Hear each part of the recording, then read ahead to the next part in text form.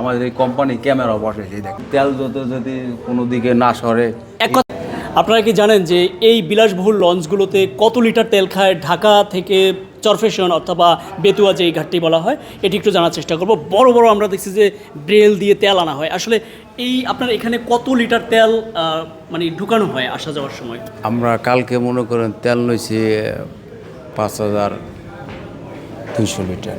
5200 litre? 5200 litre তেল লইছি।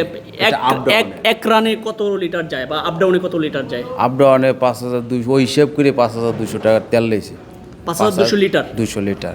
আচ্ছা, এই তেলগুলো থাকে কোথায়? নিশ্চয়ই এটাই না? এই ওখানে রিজার্ভ ট্যাঙ্কি, ওইখানে বড় রিজার্ভ ট্যাঙ্কি দেখা যাচ্ছে, অনেক বড় ট্যাঙ্কি দেখা যাচ্ছে। এবং হচ্ছে আমরা যদি দেখাই, মূলত ইঞ্জিল থেকে তেলগুলো টানে কি এগুলো দিয়ে? এইখানে যে মোটর আছে, হ্যাঁ হ্যাঁ, একটু দেখেন।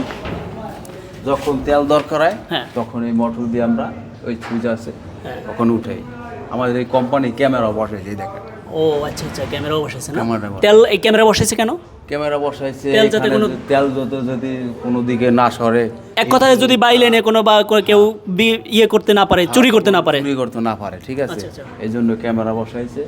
আবার দ্বিতীয় কথা, ইঞ্জিন ছাড়া কোনো পট টট নিয়ে কোনো আউট কোনো ব্যবহার হয় কিনা, আচ্ছা আচ্ছা, এই জন্য ক্যামেরা। দারুণ একটা সিস্টেম যে তেল চুরি করার কোনো সুযোগ নেই, একদম সরাসরি তেল ক্যামেরা নিয়ে বসিয়ে রাখছে যে এখানে আসলেই ক্যামেরা দেখা যাবে, তেল চুরি করার সুযোগ নেই।